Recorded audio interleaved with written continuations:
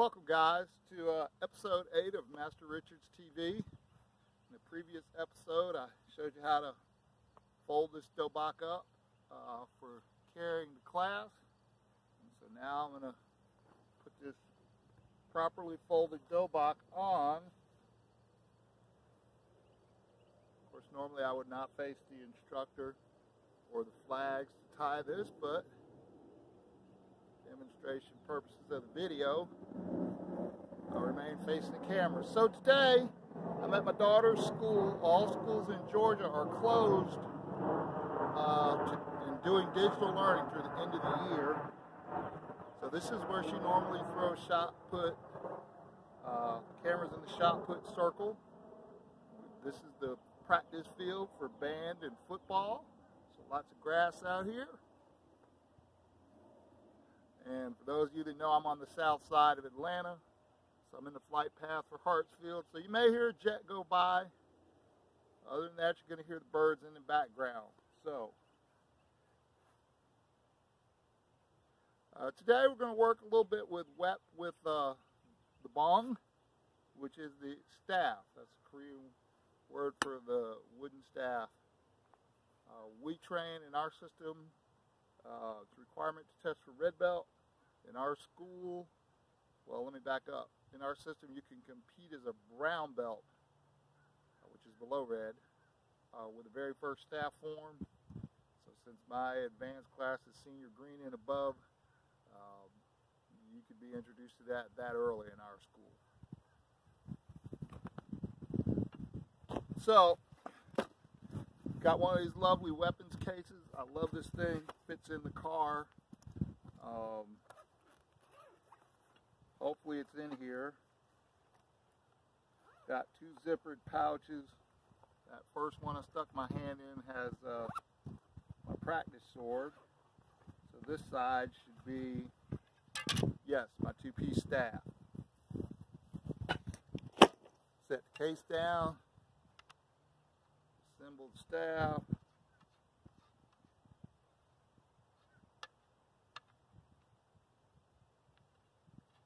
And you'll notice for a 6-footer like me, that staff's 3 feet, so that case and staff's going to fit crossways across the trunk or back seat of a regular family size sedan. So as Korean, you want that staff about the middle of your forehead. I'm 6'2", 6'3", so this 6-foot staff is about perfect. So don't worry if you're 6 foot even, this is still the right staff for you. If you're under 5'10", you might want to go down to the 5'6" staff. So, we covered a little bit of protocol and so forth the other day. So I'm going to cover a little protocol on how I operate the staff. It's not right, it's not wrong, it's just what we do in our school.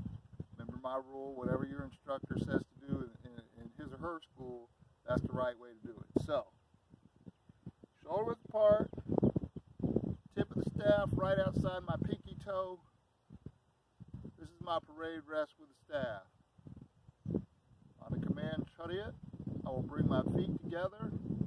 My right hand will slide down, and my knees will bend. And as I straighten my knees, that will pick the staff up. On the command kunyet, the top tip of the staff will drop forward, come behind my armpit as I bow. On the command junbi, I'll bring the right side of the staff, my right hand, in front of my body, keeping the staff fairly close to my body until the left end comes free, and I'll catch it with my left hand as my left foot steps out. Chumbi. Alright, I want to check that my fists are about shoulder width. I would recommend, if you're a senior green or even a brown belt, you get some tape. And be sure you're equal distance from the center mark. That's the other nice thing about these 2-piece staffs. You can see exactly where the division line is. You can find your equidistant balance point. You can put some tape there for you if that helps. So there's Junbi. For the command try to get from here, I'm going to open my left hand and push it across my body at the same time that my left foot moves. Try to get. And as I complete the movement, I'll be here. Kuyet. So once again, Chumbi. Alright, so now I've got the staff in the grip that we use in our organization. We're going to talk about that a little bit today. This is the grip that I first learned how to use the staff from some of my open tournament friends. And it's my understanding that this would be an Okinawan grip. And when they told me that, they said this was more of a Chinese grip. So Korea's right in the middle of China and Japan, so it looks like most of our staff techniques are going to come from that Chinese influence, would be my guess. All right, so we're going to go ahead and start with some basic warm-up. I'm going to bring my feet together, and I'm going to do a two-handed figure eight.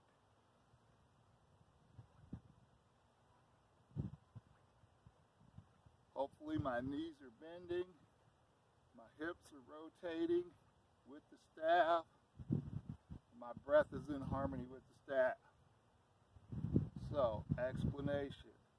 Left hand comes across the body, right hand comes up. I'm going to punch downward across my body, turn the staff over on the side of my body, punch downward across my body, turn the staff over on the outside of my body in a fluid, continuous motion.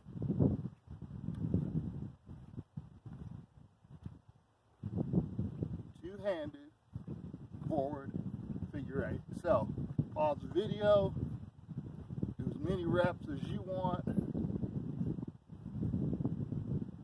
that would be the shallow end of the pool. Middle of the pool,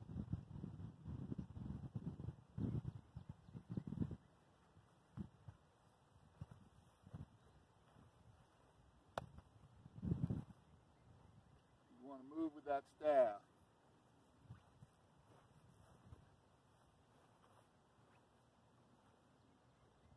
All right.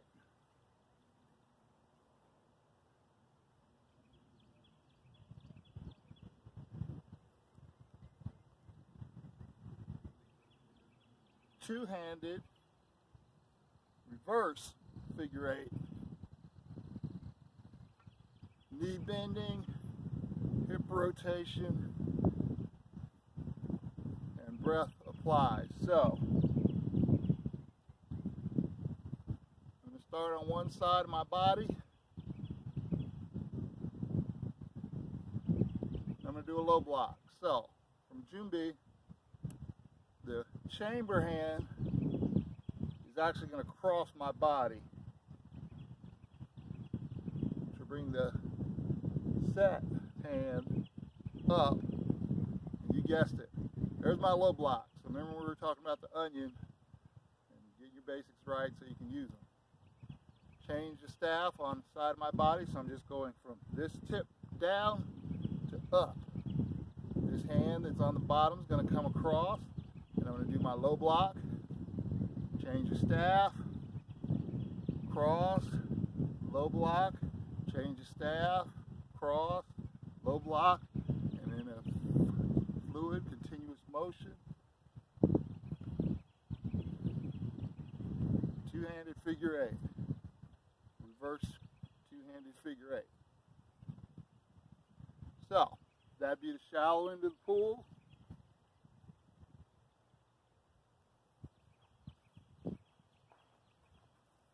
That'd be the intermediate end of the pool.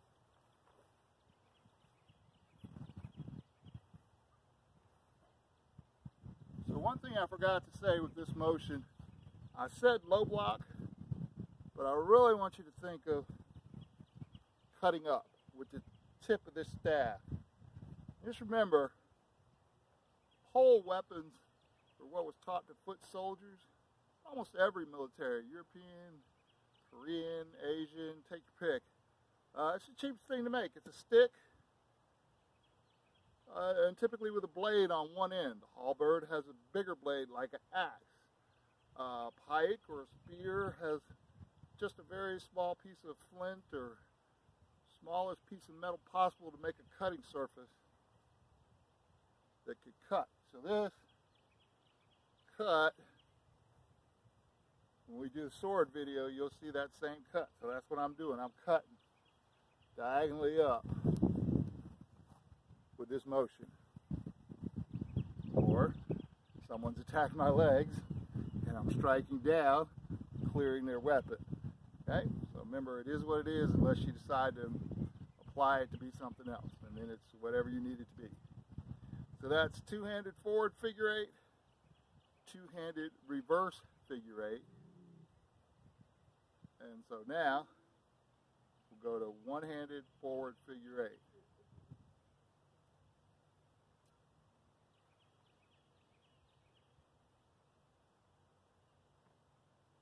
Change.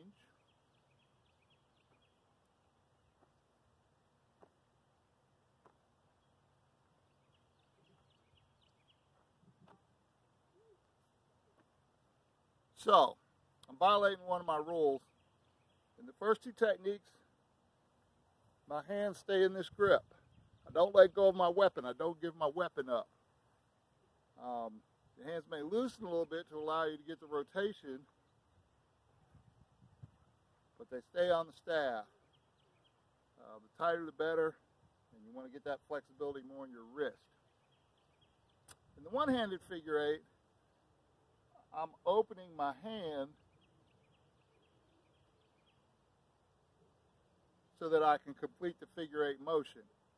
So just like we talked about before, I'm punching across my body, turning the staff over, and then I'm going to complete the figure eight motion by opening my hand and closing it. Okay? Punch, open, close. Now you'll notice I have the dead hand the same place I would have it for knife work. Whatever your instructor says is right. You can chamber it. Some people put it here. I don't ever put it here for knife work because that's a working part of the muscle. If I'm working with a combatant that has a blade, I'm going to choose where he or she cuts me. So if I get cut here, it's going to sting, but I can continue on. I can still grip things. If I get cut right in here, I may lose the ability to grip with that pinky, or my grip may not be as tight. So I have a choice. I'm going to get cut right here rather than right here. Definitely don't want to get cut here. Alright, so enough about cutting, because this is supposed to be the bong video, not the dangum and jangum video. So here we go. One-handed, forward figure eight. Again, everything with hips, knees, and breath applies. And whatever you decide to do, at some point you would switch. You want to do both hands with everything we do. So that would be the intermediate end of the pool, because the shallow end of the pool for our senior green belts would be to just keep rocking on with two-handed figure eight probably at this point. So, just like everything else, we've done the intermediate. This would be the deep end of the pool. And I've kind of fast-forwarded to one-handed switch. So, let's do that. Here comes my plane. Since that came up, I'm going to punch across my body, tip down, tip up. The chamber or receiving hand is going to be palm up, thumb out. That chamber we've been working on, it's just going to be with an open hand. So, punch, open hand catches, palm up, thumb out. Now the catching hand is going to punch, and so on. Now you'll notice I'm using my hips as well, and I'm really allowing the weight of the staff to just keep its momentum going. And I hopefully I don't hit the camera with my staff. So that'd be one-handed pass, which I already did walking. I'm gonna have to shout out to my student, Master Lee Sant. Hopefully someday he'll put a detailed instructional video out on reverse one-handed figure eight. I'm going to succumb to my own humility and limits of my abilities. That one I have not mastered yet, so I'm not going to attempt to put it on tape.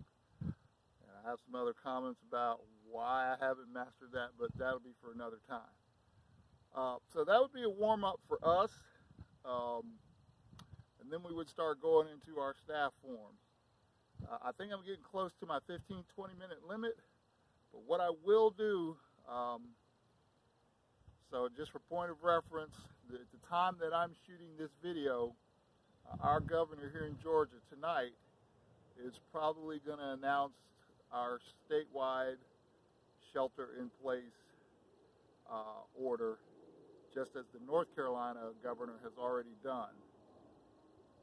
And so that's going to mean that our rec center is going to continue to remain closed probably through the end of the school year, because here in Georgia, even though our shelter in place is only till April 13th, they'll probably issue another one because the governor has already gone to digital learning statewide in the state of Georgia. So all schools in the state of Georgia are closed through the end of the semester.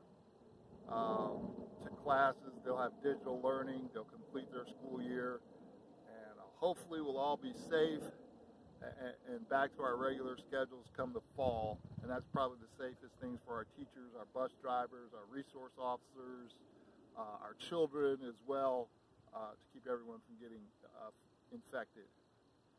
So, you're watching this video 2-3 years later, Google coronavirus 19 or COVID-19, and there'll be tons of articles and stuff about what's going on right now at the time I'm shooting this video. All right, getting back on track. So senior green and above in our school would start learning Bongyang Ilbo, staff form basic number 1. So I think I've got enough room. I think I've checked the width and everything of how I have the camera set up. So I'm going to go through the first basic staff form that we teach in our system. You're in another system and you're watching this video, I'll just smile and say, yes, it's fairly basic compared to what I've seen in open tournaments with the staff, but this is what we do with our, what I'll say, our intermediate ranks is when we introduce this. So here we go.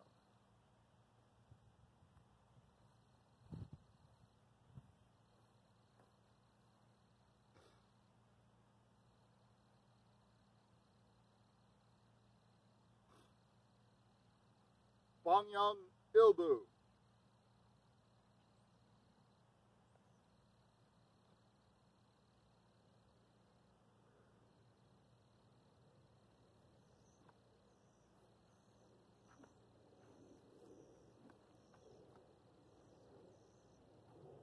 Cheat.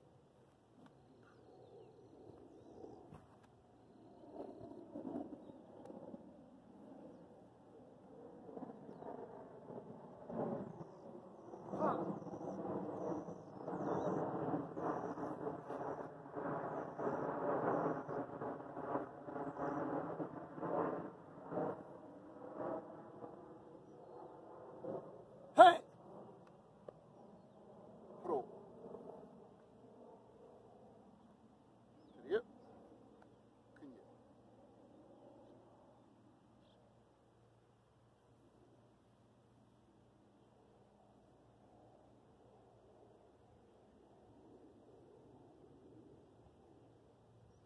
Bongyang Ilbo. Step left, low block left. Step right, triple strike right. Step left, triple strike. Use the hips. Front kick. Ha! Land in a low block. Turn around, low block. Triple strike. Triple strike. Front kick. Ha!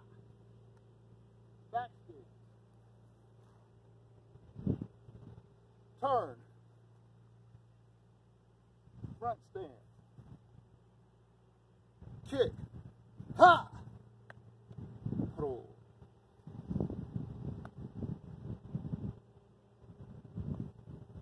So hopefully that 45-degree angle worked.